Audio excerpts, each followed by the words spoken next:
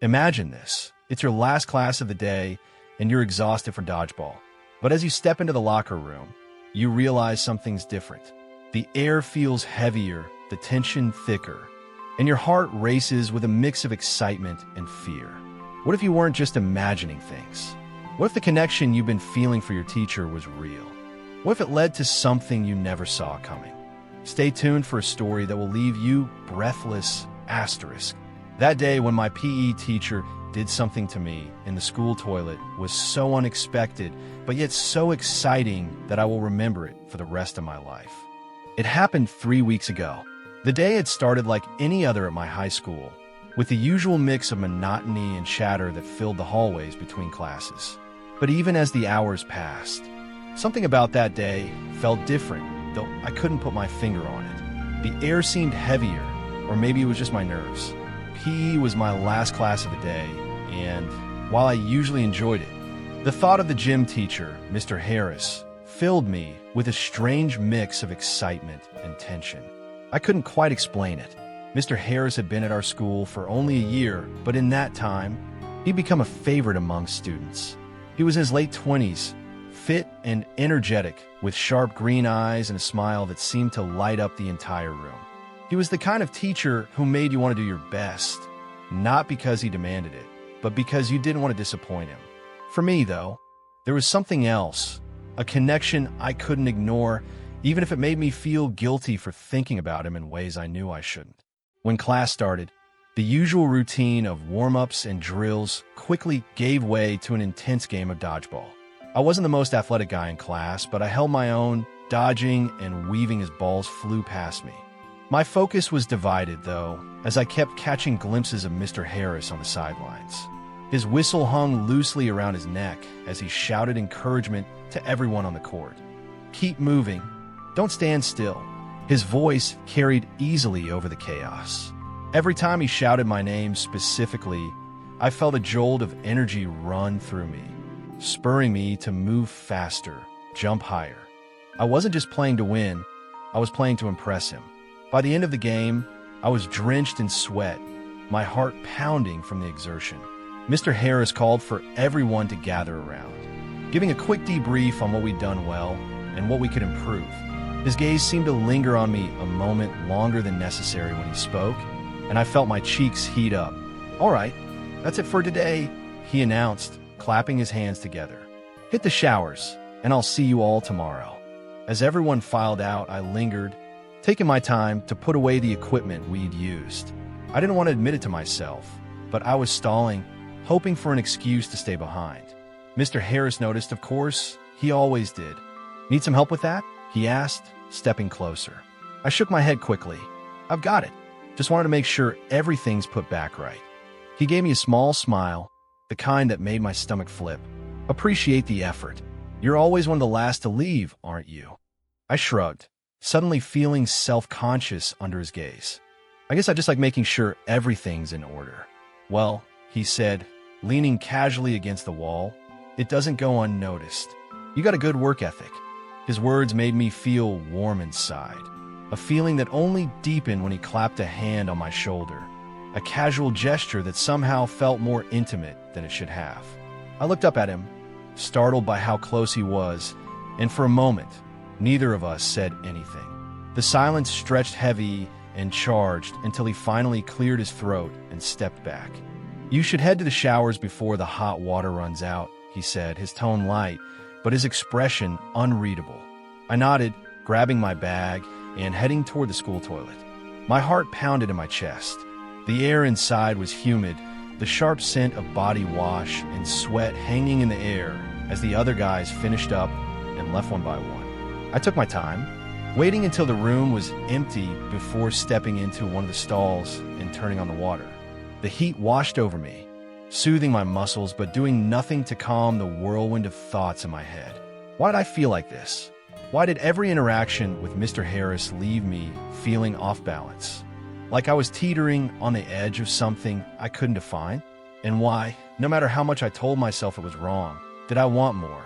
I was still lost in thought when I heard the school toilet door open. My heart jumped, and I froze, straining to hear who it was. Footsteps echoed against the tiled floor, slow and deliberate, and I felt a strange mix of anticipation and dread settle over me. "Nathan." The sound of Mr. Harris's voice made my breath catch. I turned off the water real quick. He was standing near the sinks, his arms crossed over his chest, a faint frown creasing his brow. "Everything okay?" he asked, his eyes scanning me briefly before meeting my gaze. "Yeah, just lost track of time," I said, my voice sounding shaky even to my own ears. He nodded, but his expression didn't soften. So I just stood there, my pulse racing as he took a step closer. "I'm serious," he continued, his voice lowering slightly. "You're a good kid, and I don't want you overdoing it." The concern in his tone made my chest tighten, and before I could think better of it, the words slipped out. "Why do you care so much?" His eyes widened, and for a moment, he seemed caught off guard, but then his expression softened, and he took another step closer, close enough that I could see the faint stubble on his jaw and the way his Adam's apple bobbed when he swallowed. "Because you're worth caring about," he said quietly, the words hanging in the air between us like a challenge. I didn't know what to say to that. My mind was a blur of emotions, confusion, hope, fear, all tangled together in a knot I couldn't untangle. And then, before I could stop myself, I reached out, my hand brushing against his arm. His arm was warm under my touch, the fabric of his polo shirt soft against my fingertips. I hadn't planned to reach out. It just happened, like my body was acting on instinct before my mind could catch up. For a moment, he froze, his eyes locked on mine, and I saw something flicker across his face that I couldn't quite identify. It wasn't shock or anger. If anything, it was curiosity. "Nathan," he said, his voice softer now, almost cautious. I dropped my hand quickly, my face heating up as I stumbled to explain myself. "I am sorry. I didn't mean to." He shook his head, cutting me off. "It's okay." His tone was steady, reassuring, but his eyes remained locked on mine, searching. "I just wasn't expecting that," he said. Neither was I. The tension in the air between us was almost tangible now, and I found myself gripping the edge of the sink behind me, trying to steady my breathing. The room felt smaller somehow. The sound of the dripping shower head in the background, the only noise breaking the silence. "I should go," I said finally, my voice barely above a whisper, but even as I said it, I didn't move. I couldn't. He took a step closer, and I could feel the heat radiating from him now, the faint scent of his cologne lingering in the humid air. "You don't have to," he said quietly, his eyes softening. "Not if you don't want to." My heart was pounding so hard I thought it might burst. "Mr. Harris," I blurted out, the name feeling strange on my tongue. He interrupted gently, a small smile playing at the corners of his lips. "Call me Ronald. We're not in class." That smile did something to me, making my chest feel tight in a way I couldn't explain. "Ronald," I repeated, the name feeling foreign on my tongue, but strangely right at the same time. He took another step closer, his hand lifting slightly as if he was about to reach for me, but then hesitating. "Look, if this is making you uncomfortable, it's not," I blurted out, the words spilling from my mouth before I could stop them. I don't know what this is." He nodded slowly, his gaze never leaving mine. "Neither do I, but I know how I feel." Those words hung in the air between us, heavy with meaning. I swallowed hard, my throat dry as I tried to process what he was saying. "And how do you feel?" I asked, my voice trembling. He took a final step forward, closing the distance between us until we were only inches apart. I could feel the warmth of his breath on my skin, and my entire body felt like it was buzzing with electricity. "Like this," he said softly, and then he leaned in. The moment our lips met, it was like the world stopped spinning. His kiss was soft at first, tentative, as if he was giving me the chance to pull away. But when I tilted my head slightly and leaned into him, he deepened the kiss. His hand came up to cradle the side of my face. I couldn't breathe. All I could do was feel the way his lips moved against mine, the gentle scrape of his stubble against my skin, the strength in his hands as he pulled me closer. It was overwhelming in the best possible way, and I found myself melting into him, my hands gripping his arms to steady myself. When he finally pulled back, his forehead rested lightly against mine, and we were both breathing hard. His eyes searched mine, and I could see the same mixture of emotions reflected in his gaze: uncertainty, longing, fear. "I've never done this before," I admitted, my voice barely above a whisper. "Neither have I," he said, a soft laugh escaping his lips, "but I can't stop thinking about you. I've tried, believe me, but every time I see you." He trailed off, shaking his head as if the words were too much. I didn't know what to say. My mind was spinning, my heart racing, and all I could think about was how much I wanted to kiss him again. So I did. This time, I was the one who leaned in, my hands sliding up to cup his face as our lips met again. This kiss was different, more certain, more intense.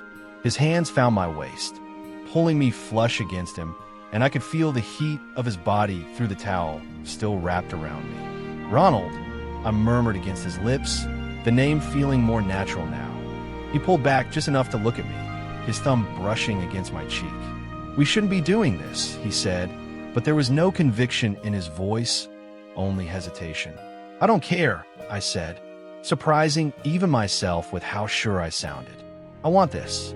His expression softened, and he nodded, his lips curling into a small, almost sad smile. "Me too." We stood there for what felt like an eternity, the silence between us no longer awkward, but heavy with unspoken promises. I didn't know what would happen next. If this was something we could ever talk about again, if it was a one-time thing, or if it would change everything between us, but in that moment, none of it mattered. His hands lingered on my waist as we stood there, caught in the moment. The tension in the air between us was thick, making the world outside feel distant and irrelevant. My mind raced with thoughts I couldn't untangle. But one thing was certain: I didn't want this moment to end. But then all of a sudden, he stepped back just enough to create a small gap between us. His gaze lingered on mine, his eyes searching for something. Maybe reassurance, or maybe clarity. Neither of us had it. "Nathan," he said softly, his voice tinged with both caution and longing.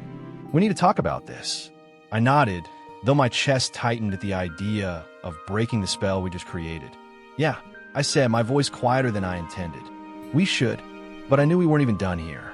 Ronald motioned toward the bench near the lockers, his usual confidence tempered by a vulnerability I'd never seen in him before. He sat down first, running a hand through his short dark hair, his other hand resting on his knee. I hesitated for a moment before joining him, keeping just enough distance between us to remind myself to breathe. "I'm not sure how to explain this," he began, his voice low, almost hesitant. "What happened just now, it wasn't planned." "I know," I said quickly, not wanting him to think I'd misread his intentions. "It wasn't for me either," he nodded, his shoulders relaxing slightly, though the tension in his expression remained. "But it happened," he continued, turning to face me fully. "And I don't regret it. I just..." He paused, searching for the right words. "I need to know what you're thinking." I took a deep breath, trying to organize my thoughts. "I don't regret it either," I admitted, my voice steadier than I expected. "But it's confusing. I've never felt like this about anyone before, let alone you." His lips twitched into a faint smile that made the weight of his words settle over me, and I felt a strange sense of relief knowing I wasn't alone in this.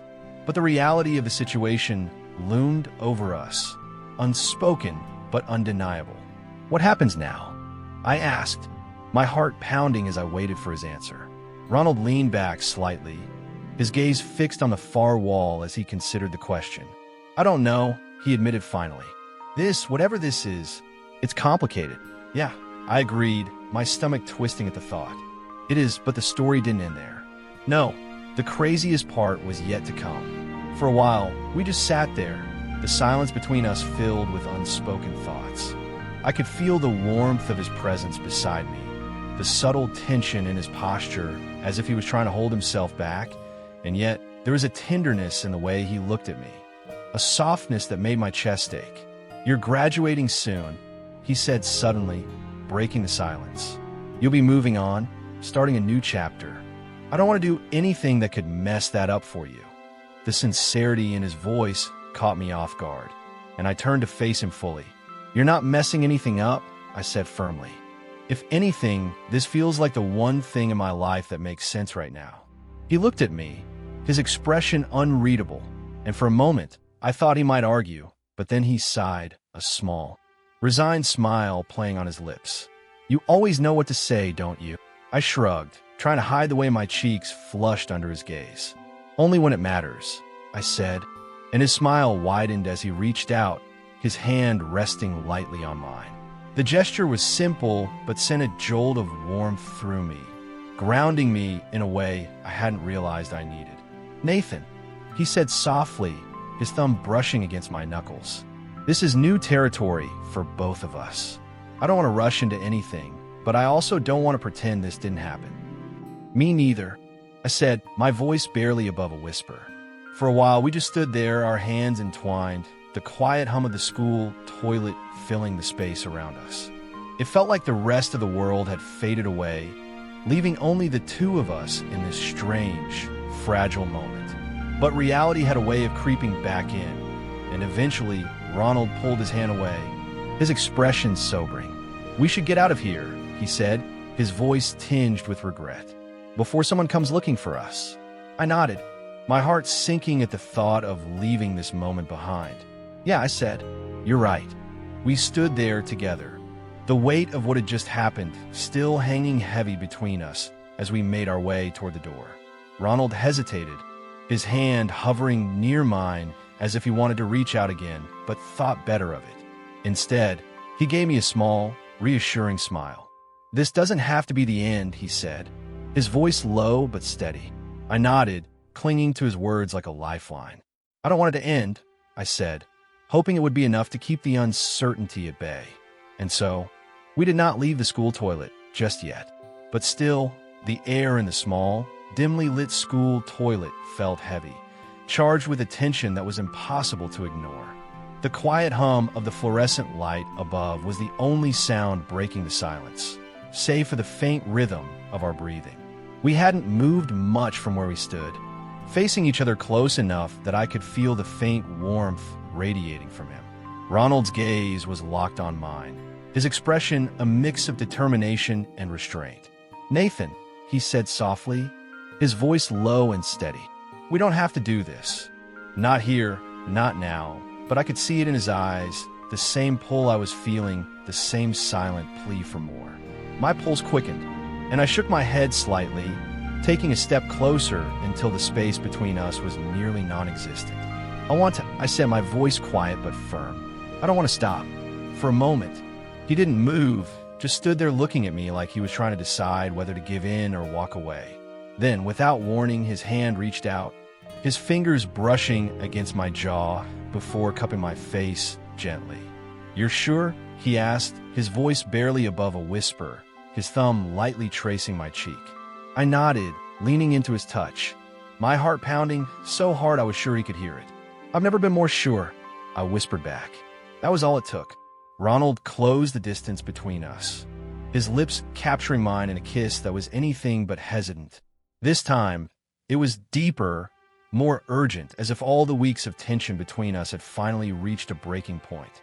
His hand slid from my face to the back of my neck, pulling me closer while his other hand rested on my waist, grounding me in the moment.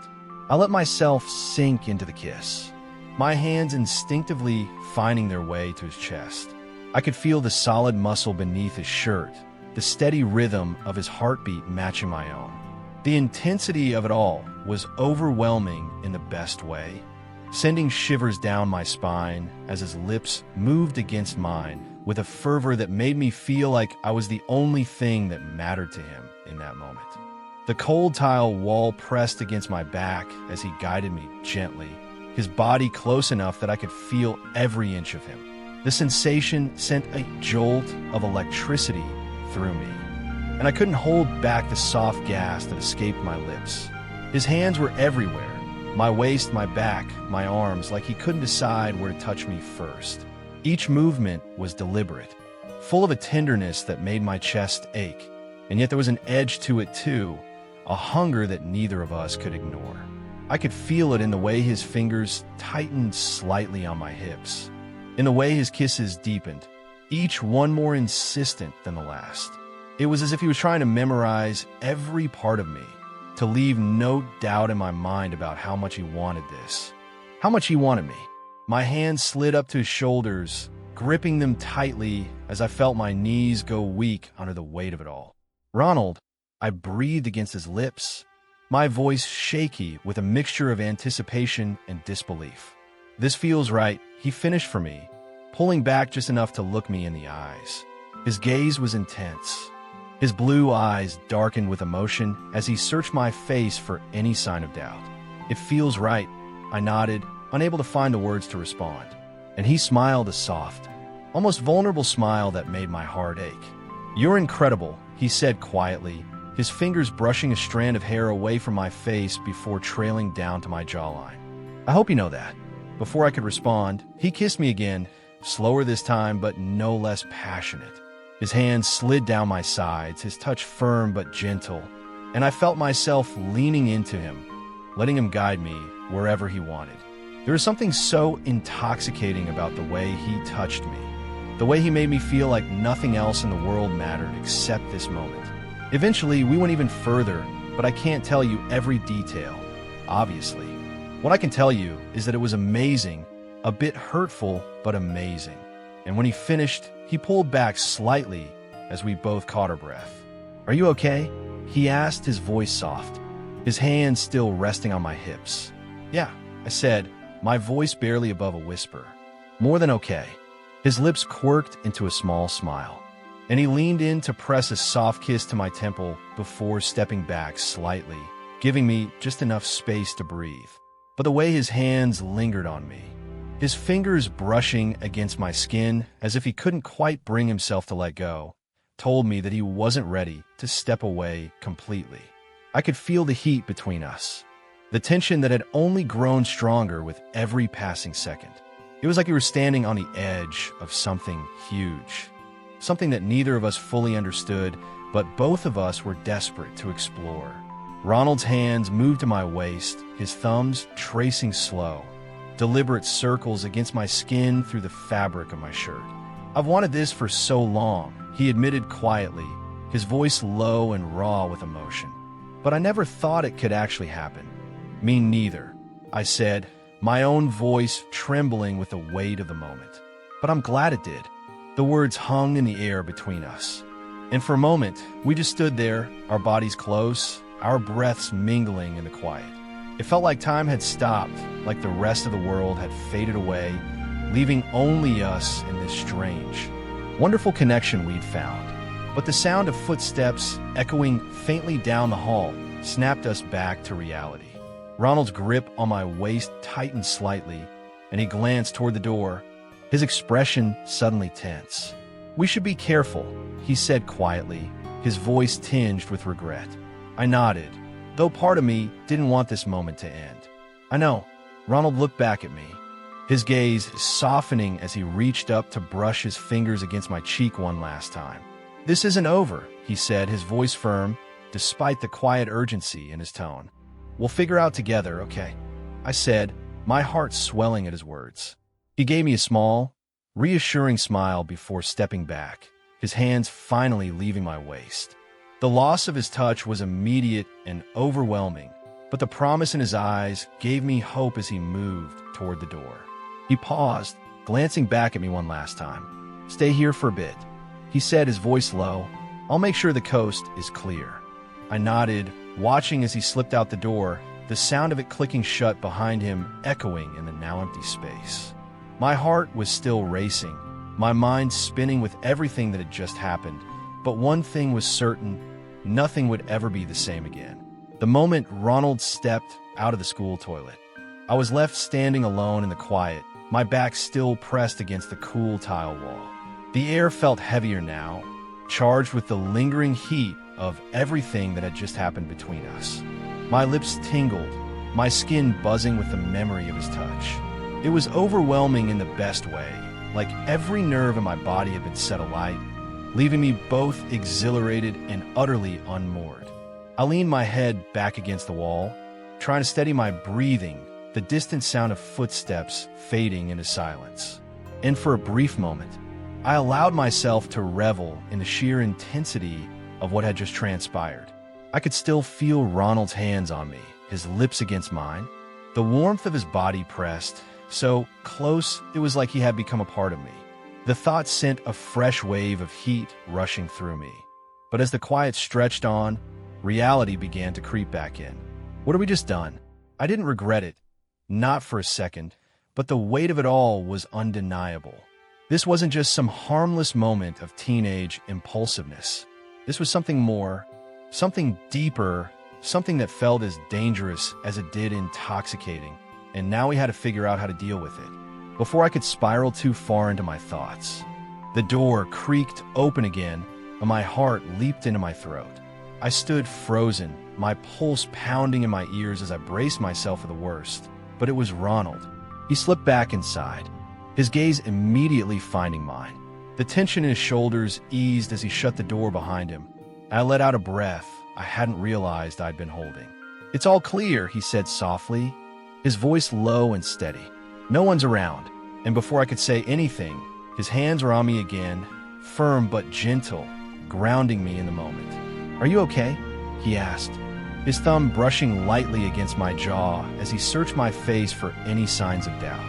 I nodded, my voice catching in my throat. "Yeah, I managed." My hands found their way to his chest. "More than okay."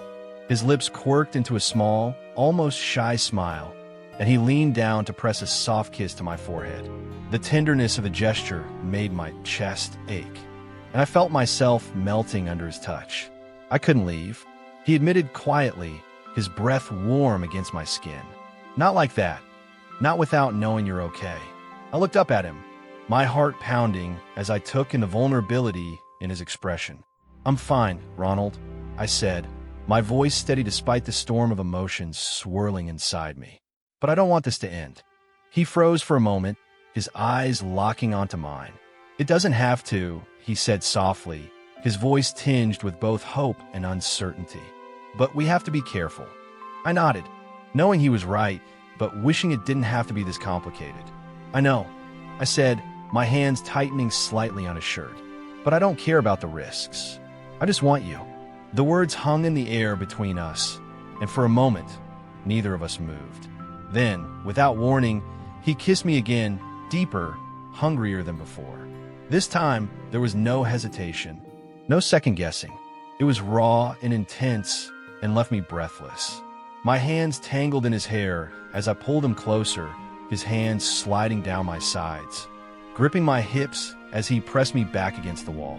The cold tile against my skin was a stark contrast to the heat of his touch, and it sent a shiver racing down my spine.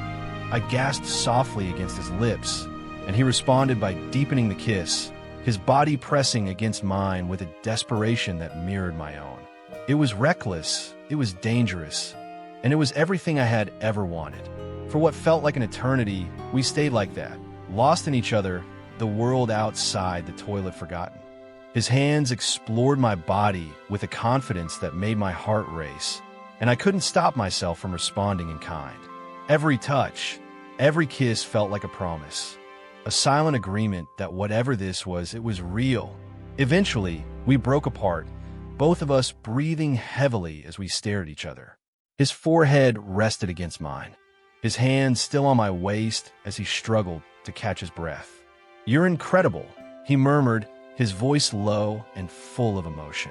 "So are you," I said, my own voice trembling with the weight of everything I felt in that moment.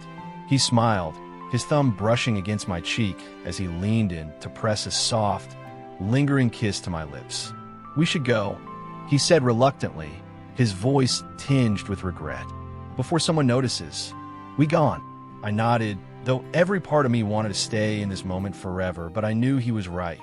We couldn't stay here, no matter how much we wanted to. He stepped back, his hands falling away from me, and the loss of his touch was immediate and overwhelming. But the look in his eyes, the quiet intensity, the unspoken promise was enough to reassure me that this wasn't the end. When we left the toilet and stepped back into the empty hallway, I couldn't help but feel like everything had changed. The world felt brighter, sharper, like I was seeing it through new eyes. And for the first time in a long time, I felt like I wasn't alone. As we walked down the empty hallway, a strange mix of emotions swirled within me. Excitement, fear, and an odd sense of calm. The air was thick with everything we hadn't said, every unspoken thought lingering between us. I glanced at Ronald, his jaw set and his eyes forward like he was deep in thought. The faint scent of his cologne still clung to my skin, grounding me in the reality of what had just happened. "Nathan," he said quietly, his voice breaking the silence. "I need you to know something." I stopped walking, turning to face him. His expression was soft, but there was a weight to his words that made my chest tighten. "What is it?" I asked, my voice barely above a whisper.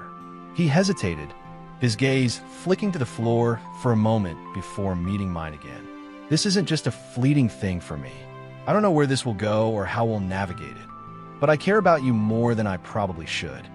My breath caught in my throat, hearing him say it out loud, acknowledging what I had felt so deeply, sent a rush of warmth through me. "I care about you too," I said, my words coming out steadier than I expected. "And I don't want this to be a one-time thing." A small smile tugged at the corners of his lips, and he reached out, his fingers brushing lightly against mine. It was a simple gesture, but spoke volumes, a silent promise that we were in this together, no matter how complicated it might be. "We'll figure it out," he said softly, his voice carrying a certainty that made me believe him. "But for now, let's take it one step at a time. No rushing, no expectations, just us." I nodded, my chest swelling with a sense of hope and gratitude. "I can do that." As we resumed walking, the tension in the air slowly began to ease, replaced by a quiet understanding. When we reached the school's side exit, Ronald paused, glancing around to make sure the coast was clear. The fading sunlight cast long shadows across the pavement, and for a moment, the world felt impossibly still. "I'll see you tomorrow," he said, his voice warm but cautious. "But if you ever need to talk or anything, you know where to find me." I nodded, a soft smile spreading across my lips. "Thanks, Ronald, for everything." He gave me one last, lingering look, his eyes filled with a mix of emotions I couldn't quite decipher. Then, with a quick glance over his shoulder, he slipped out the door and into the fading light, leaving me standing alone in the empty hallway. For a moment, I just stood there, replaying everything in my mind. The way he had looked at me, the way his touch had set my skin on fire, the way he had made me feel like I was the only person in the world who mattered. And as I turned to leave, a small but certain thought settled in my mind. This wasn't the end. It was only the beginning. Asterisk. Thank you for watching this powerful story. If you enjoyed this video, don't forget to like, subscribe, and comment below. Your support means the world to us, and we love hearing your thoughts. Stay tuned for more heartfelt and emotional stories on LGBT Stories.